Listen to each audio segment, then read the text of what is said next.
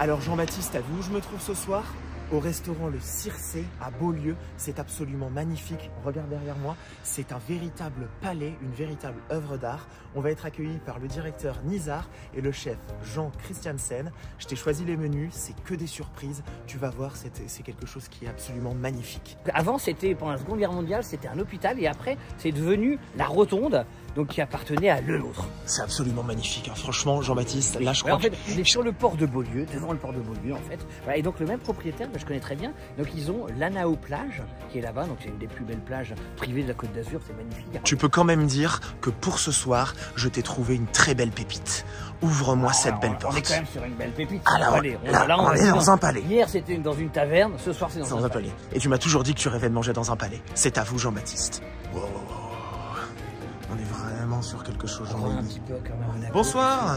Bonsoir. Nizar, enchanté. Nous avons différentes parties dans le restaurant. Nous avons le bar qui s'appelle Les Amoureux, le centre qui s'appelle la Roue de la Fortune et la coursive au fond là-bas s'appelle Le Monde. On a appelé chaque espace du restaurant en fonction des cartes de tarot par rapport à Circé parce qu'elle avait des talents d'art divinatoire. La déesse. Voilà. On a 350 références à la carte des vins. Au bar, on a un mixologue qui prépare tout ce qui est purée, sirop, il crée toutes ces recettes. Et même on a des spiritueux qui sont très rares dans la cave à spiritueux. Mais le souhait était d'avoir un bâtiment qui vit toute l'année et qui apporte aussi de la vie à la commune de Beaulieu. Le bâtiment s'est fait en 4 mois. Et Circé, c'est un concept vraiment multidimensionnel. C'est une déesse de la mythologie grecque. Oui.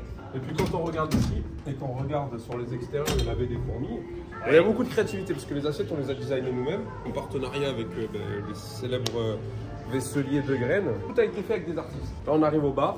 Très sympa, il fait 14 mètres linéaires, donc c'est pas un petit bar. Là, on va trouver quelque chose d'assez rigolo sur le bar, c'est ce jeu du tarot. On fait beaucoup de soirées à thème avec DJ. On fait des soirées de dîner-spectacle, on fait des soirées avec des dîners festifs, on fait des dîners à thème plus classiques avec des soirées par exemple disco, des soirées Gatsby, etc. On a également nos brunchs qui sont le dimanche, les jours fériés.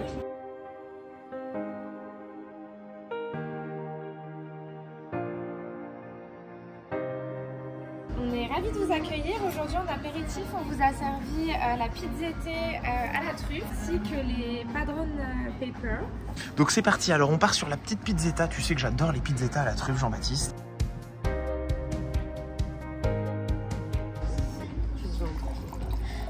Merci. Santé Jean-Baptiste, à la tienne. Padron pepper. Alors goûte-moi ça. Il paraît que ça pique. C'est légèrement épicé, mais que ça pique pas trop. C'est excellent. C'est très original. Côté un petit peu amer en fait du poivron. Tu vois, c'est raffiné, c'est beau, ça change. Il y a beaucoup de velours.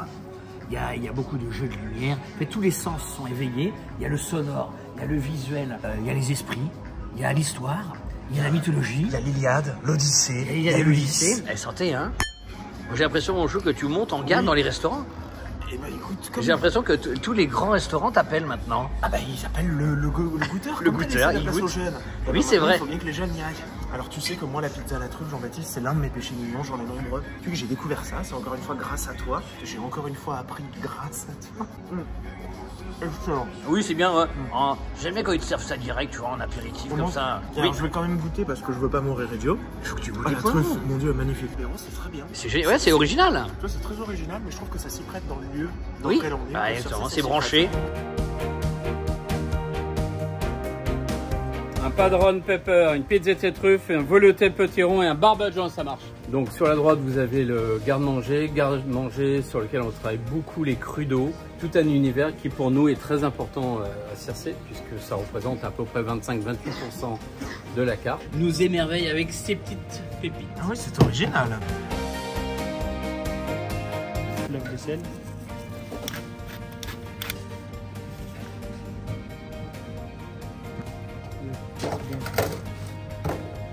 Avec ces sauces, limon bergamote, sauce ponzu à la truffe. Les dentistes, c'est une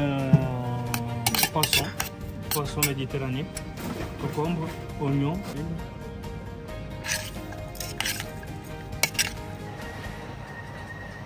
Ça, c'est les sauces de légumes, citron.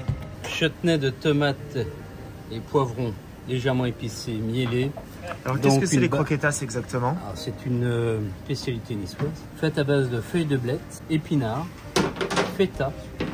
Et nous on l'a twisté un tout petit peu avec des herbes aromatiques. On part sur quoi? Ça c'est un velouté de potimarron, tout petit peu twisté, pommes, carottes, du homard, pré-cuit, européen, pas dire bleu.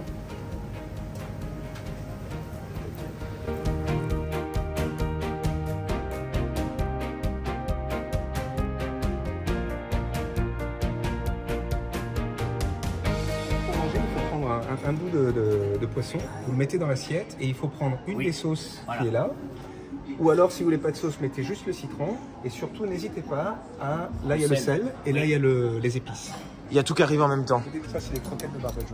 Velouté de potiron. Alors Jean-Baptiste, c'est un velouté de potiron avec de la pomme et de la poire. Tu as du homard bleu dedans et tu as également des graines de courge torréfiées.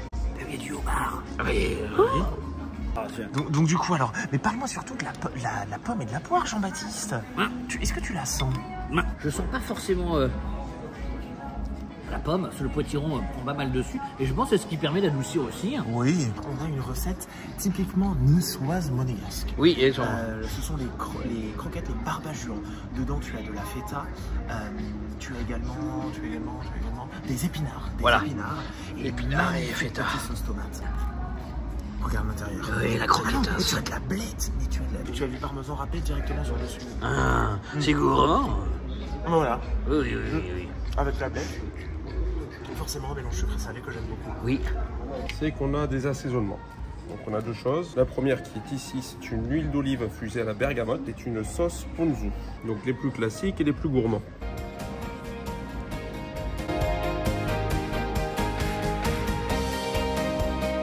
C'est un vrai, et moi j'ai envie de dire que c'est un vrai festival, Jean-Baptiste. Donc avec les sauces incroyables, ça fait très asiatique. Ah non mais en fait à la base il a juste gardé la carcasse et en fait il sert dans la carcasse, il se sert de la carcasse pour justement une guise d'assiette. Entre hier au Moyen-Âge et aujourd'hui avec Ulysse dans la mythologie, on voyage. On a filmé près de chez vous, on voyage. On a voyagé près de chez vous. Baptiste, on part sur le crudo de dorade que tu viens de découvrir et ensuite on passera sur le ceviche de Denti. Le Denti c'est un poisson de Méditerranée qui est méconnu et on le voit un peu plus à la carte en ce moment. Bah, tu t'en meurs d'envie. Allez. C'est même pas j'en meurs d'envie, Jean-Baptiste. C'est que c'est excellent. Tu sais que c'est vraiment ce que j'adore. Et t'as bien la musique en plus. Il y a la musique. En plus, c'est Mylène Farmer. Je sais que t'adores Mylène Farmer. Oui. Donc, Jean-Baptiste, regarde bien. Il faut mettre la sauce comme ceci. Et hop. Comme dans un petit paradis. On part sur le ceviche de Denti, Jean-Baptiste. Denti. De On va dire. Denti. Ça me donne envie de pleurer, hein. Le visuel, c'est méditerranéen, c'est plein de couleurs. C'est vert, c'est rouge, c'est bleu. Je peux pas finir mes phrases. C'est vert, c'est rouge, c'est bleu. Il y a de la sauce, il y a tout ce qu'il faut, il y a de l'amour, il y a de l'envie. Oui, Jean-Baptiste. Je t'aime.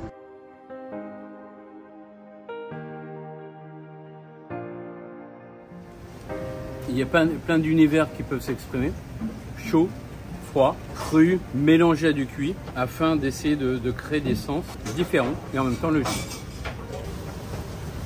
Donc en fait, comme une viande, on avait envie d'avoir cette structure un petit peu élastique, un poisson qui va s'ouvrir et qui va en même temps rester moiré. Comme on est sur l'idée d'un poisson nature, on s'est dit qu'il fallait quand même donner un peu de tendresse, un peu d'amour. Toujours. Alors qu'est-ce que c'est cette petite boîte? Du caviar.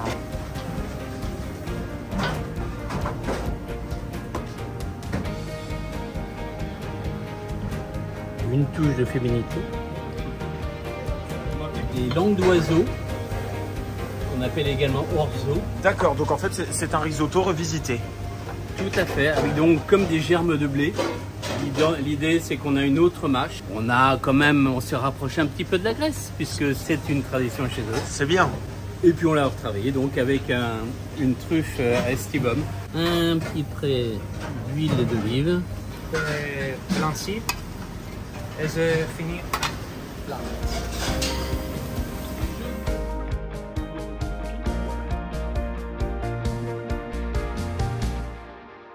Voici le critarotto. Merci beaucoup. Et le cabillaud au caviar. Le premier que vous avez là, c'est un cabillaud qui est servi au beurre, avec une sauce au beurre blanc et au caviar.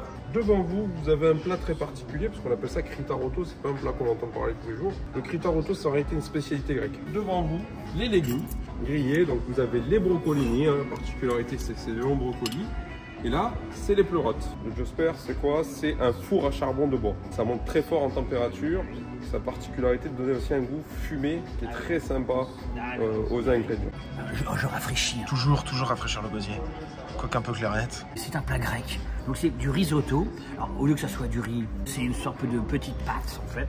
Voilà. Ça reste un féculent. C'est travaillé comme un risotto. C'est crémeux. Quasiment pareil. Même. Oui, mais alors à mon avis, c'est beaucoup plus indemnité.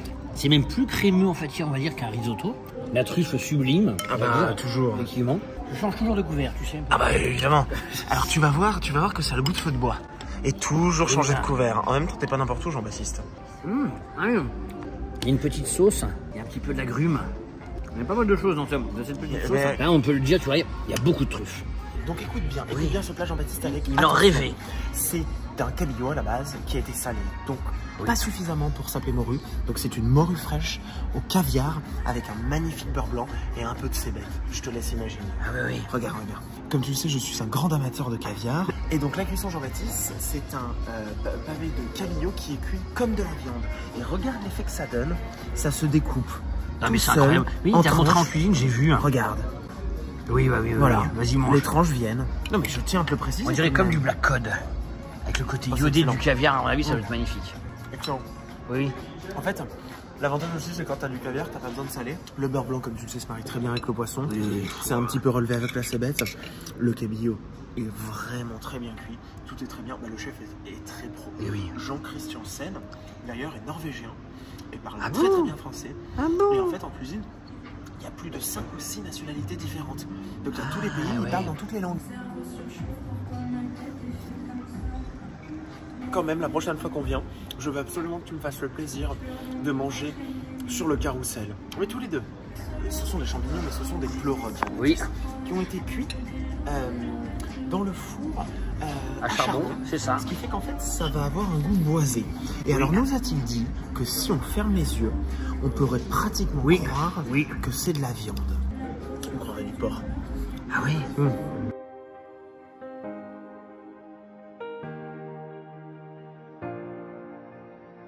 Parce que du coup, on traîne une cuisine méditerranéenne qui dit donc des arômes de garrigue, de tomates, d'huile d'olive. Mais la Méditerranée est bordée de l'eau de mer. Alors, on organise souvent des plateaux de dessert, fruits frais, sorbet et glace. Donc du coup, voilà le panel qu'on a aujourd'hui. C'est aussi l'idée de cette fraîcheur qu'il faut qu'on apporte.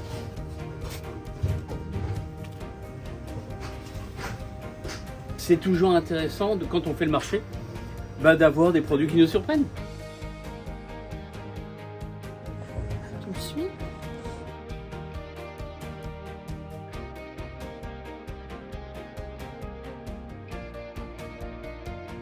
C'est un dîner spectacle. C'est un dîner spectacle. Oui.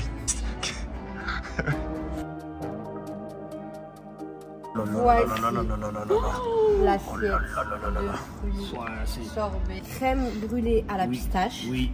Crème tonka noisette. Du kiwi, des framboises, des fraises blanches. Très grand amateur de glace à la pistache. Mais c'est très bon. C'est parti. Alors, Jean-Baptiste, donc c'est une ribambelle de dessert, un énorme plateau. Moi, tu sais, j'adore tout ce qu'il y a là, crème brûlée, cheesecake, fruits. Moi, c'est exactement ça, c'est parfait. Là, c'est le cheesecake. On est sur le cheesecake, Jean-Baptiste. Finalement, je suis plutôt amateur des desserts servis en petites portions. Mais oui, c'est vrai. De goûter plusieurs desserts. Oui. Donc là, qu'est-ce que je fais ici? Pour digérer, on part sur un espresso martini. C'est pas un espresso, c'est pas un martini, c'est un espresso martini. Voilà, c'est bien.